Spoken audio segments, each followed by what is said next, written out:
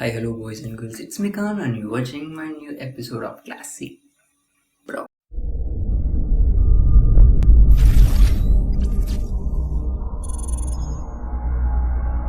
So ஒரு மாதம் கழிச்சு video after a month. So நான் வந்து ஃபர்தராக கண்டென்ட்டுக்காக நானும் தேடி தேடி அலைஞ்சேன். எனக்கு கண்டென்ட்டே ஐடியா கிடைக்கல. ஸோ அதனால் வீடியோ மேக் பண்ணுறது கொஞ்சம் டிலே ஆயிடுச்சு. ஸோ இப்போது இன்றைக்கி வந்து இதை பற்றி பார்க்க போனால் ஒரு நியூ சீரீஸாக ட்ரை பண்ணலாம் அப்படின்ற மாதிரி ஒரு ஐடியா திடீர்னு எனக்கு ஸ்ட்ரைக் ஆகிடுச்சு. ஏன்னா வந்து நான் ஒரு மூவி பற்றி என் ஃப்ரெண்டு டிஸ்கஸ் பண்ணும்போது ஸோ அவங்களுக்கு வந்து லைக் இந்த மூவி இப்படி ஒரு மூவி இருக்கா இல்லையான்றது அவங்களுக்கு ஒரு ஐடியாவே இல்லாமல் தான் இருந்தாங்க.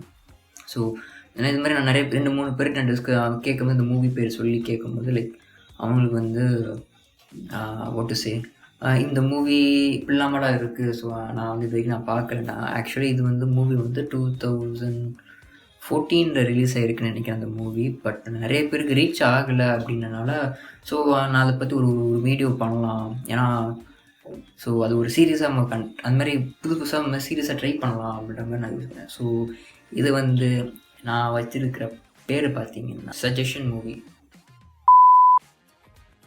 ஓகே, இந்த மூவி எனக்கு பிடிச்ச விஷயம் என்னென்னு பார்த்தீங்கன்னா வந்து நம்ம வீட்டில் பக்கத்தில் பார்த்தீங்கன்னா ஒரு நேபர் இருக்கிற ஒரு அங்கிள் வந்து ஒரு நார்மல் லைஃப் வாழ்ந்துட்டு இருப்பாங்க. திடீர்னு ஒரு டிரான்ஸ்ஃபார்மேஷன் எடுத்துகிட்டு ஒரு வேற ஒரு பர்சன் நம்ம பார்த்தோம்னா எப்படி இருக்கும். ஸோ அந்த மாதிரி தான் இந்த மூவி எனக்கு அந்த கொஞ்சம் ஒரு இன்ட்ரெஸ்டிங்கான ஒரு ஒரு ஒரு பிளாட் மாதிரி எனக்கு தெரிஞ்சு அது ரொம்ப கொஞ்சம் நல்லா இருந்தது அந்த ஸ்டார்டிங். ஸோ அவர் வந்து பார்த்தீங்கன்னா ஒரு நார்மல் ஹார்ட்வேர் ஷாப்பில் ஒர்க் பண்ணிகிட்டு இருக்கிற ஒரு அங்கிளாக தான் ஃபஸ்ட்டு மூவி பார்த்துட்டு என்னடா ஸ்லோவாக போகுது அப்படின்னு தான் ஃபஸ்ட்டு நான் நினச்சேன். ஆக்சுவல் மூவி ஸ்டார்டிங் டைம்லேயே என்னடா நல்லா இருக்குமா அப்படின்ற மாதிரி மைண்டில் தான் இருந்தது. ஸோ அவர் வந்து ஒரு பொண்ணை மீட் பண்ணுறாங்க. அந்த சின்ன பொண்ணு வந்து ஒரு சின்ன ஒரு மாஃபியா கேங்கில் வந்து ஒரு மாட்டிக்கிட்டு இருக்கிற ஒரு பொண்ணு. ஸோ அது ஒரு பையன் அவர் வந்து மீட் பண்ணும்போது ஒரு காஃபி ஷாப் வந்து ஒரு லாபியில் வந்து ஒரு ஃபாஸ்ட் ஃபுட்டு உட்காந்து சாப்பிடுவாங்க. மோஸ்ட்லி அமெரிக்கன் மூவிஸில் பார்த்தீங்கன்னா நம்ம நிறைய மூவிஸில் பார்த்துருப்போம். லைக் எப்படி சொல்கிறது, நம்ம அயன்மேன் வந்து ஒரு டோனட்டில் உட்காந்து சாப்பிட்ருப்பார்ல, அது அங்கே ஒரு லாபியில் வந்து நம்ம நிக் ஃபியூரி மீட் பண்ணும்போது ஒரு சீன் இருக்கும். அதே மாதிரி கிட்டத்தட்ட இருக்கிற ஒரு ஃபாஸ்ட் ஃபுட் ஏரியா தான். ஸோ அந்த ஃபாஸ்ட் ஃபுட் ஏரியாவில் வந்து அவர் உட்காந்துட்டு திடீர்னு ஒரு பொண்ணை அப்சர்வ் பண்ணுறாரு. அந்த பொண்ணு வந்து திடீர்னு வந்து பேசுது. ஸோ அவர் பின்னாடி நடக்கிற ஒரு ப்ராப்ளம்ஸை வந்து அவர் திடீர்னு வந்து அவர் பர்சனல் ப்ராப்ளம்ஸாக எடுத்து அதை ஒரு டிரான்ஸ்ஃபார்மேஷனாக அதை எடுக்கிற சேஞ்சஸ் வந்து எனக்கு ரொம்பவே பிடிச்சிருந்தது. ஸோ அதில் பார்த்தீங்கன்னா அந்த பொண்ணுக்காக ஒரு ஃபைட்டுக்கு போகிற சீனும் சரி, அந்த முடிச்சுட்டு வெளியே வரும்போது நீ யாருன்னு கேட்கும்போது அந்த இடத்துல அவன் யாருமே ரிவீல் பண்ணாமல் ஒரு அடுத்த சீன் அவர் மூவ் பண்ணும்போது கொஞ்சம் வேற லெவலில் எனக்கு வந்து அந்த ரொம்பவே பிடிச்சிருந்தது. ஸோ இது வந்து எனக்கு இந்த ஸ்டார்டிங் பார்த்தோன்னே ஓகே இவ யார் அடுத்த சீனில் சொல்லுவாங்களா அப்படின்ற மாதிரி எனக்கு ஒரு கியூரியாசிட்டி வந்து உருவாக்கிச்சு. ஸோ அதனால் அந்த மூவியை நான் வந்து தொடர்ந்து அப்படியே வாட்ச் பண்ண ஆரம்பித்தேன். எனக்கு வந்து அந்த சீட்லேயே நான் ஹோல்ட் பண்ண வச்சு அந்த மூவியை நான் பார்க்கறதுக்கு. ஸோ அடுத்தது பார்த்தீங்கன்னா அவர் வந்து நார்மல் லைஃப் திரும்ப போகிறாரு.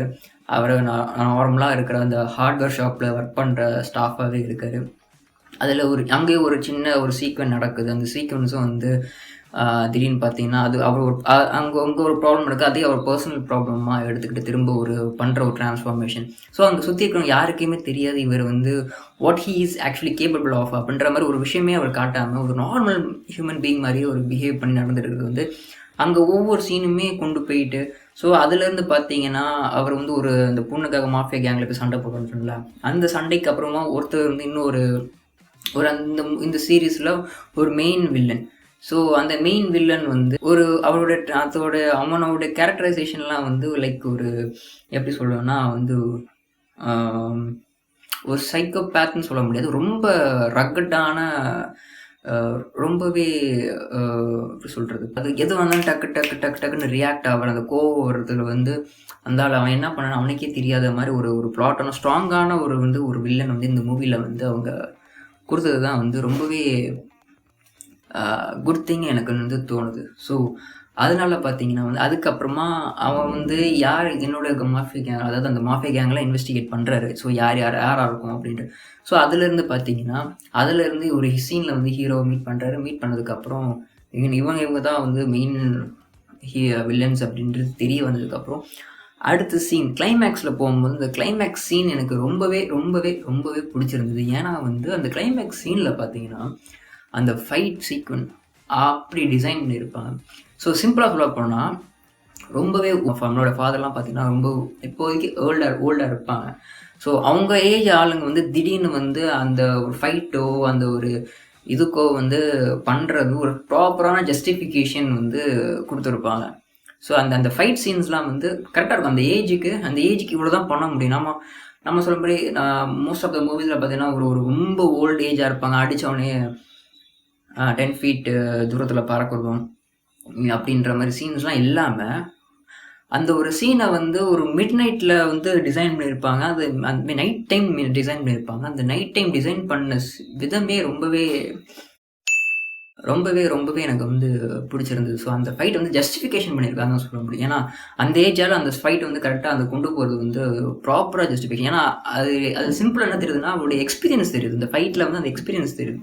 ஸோ அதே மாதிரி அந்த ஃபஸ்ட்டு சீனில் மாஃபியா சீன் சொன்னால அதையும் வந்து ஒரு டிசைன் பண்ண விதமே வந்து அந்த கேமரா ஆங்கிளும் சரி, அந்த உடைய ரிட்டனோட கோரியோகிராஃப் பண்ணதும் சரி, அந்த கரெக்டாக அந்த கேமரா வந்து இப்படி தான் கொண்டு போகணும், இந்த மாதிரி யோசிக்கணும், அவனோட மைண்ட் தாட் இப்படி தான் அவர் யோசிக்கிறாரு, அவர் மைண்ட் எப்படி இருக்குன்றது வந்து அந்த கேமரா ஆங்கிள் அவர் பேசாமே வந்து அந்த கேமரா டீட்டெயிலிங்லேயே வந்து டிஸ்கிரைப் பண்ணியிருக்கிற விதம் வந்து ரொம்பவே பிடிச்சிருது. ஸோ அதனால தான் இந்த மூவி வந்து கொஞ்சம் கனெக்ட் ஆயிடுச்சு எனக்கு. ஸோ எதுவுமே மூவியே இல்லாதப்போ வந்து இந்த மூவி பார்க்கணும் அப்படின்னு சொல்லி தோணுச்சு. ஸோ அதுதான் எனக்கு இந்த மூவி எனக்கு பிக் பண்ணிச்சு. என்ன மூவி பார்த்தீங்கன்னா இது வரைக்கும் நான் மூவியை பேரை சொல்லியிருக்க மாட்டேன், ஈக்குவலைசர். ஸோ ஹோப் உங்களுக்கு கண்டிப்பாக அது வீடியோஸ் பிடிக்கும் நான் நம்புகிறேன். ஏன்னா வந்து எனக்கும் அந்த வீடியோ கொஞ்சம் பர்சனலாக கனெக்ட் ஆயிடுச்சு. So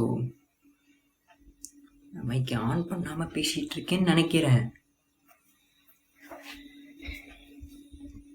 A few inches later.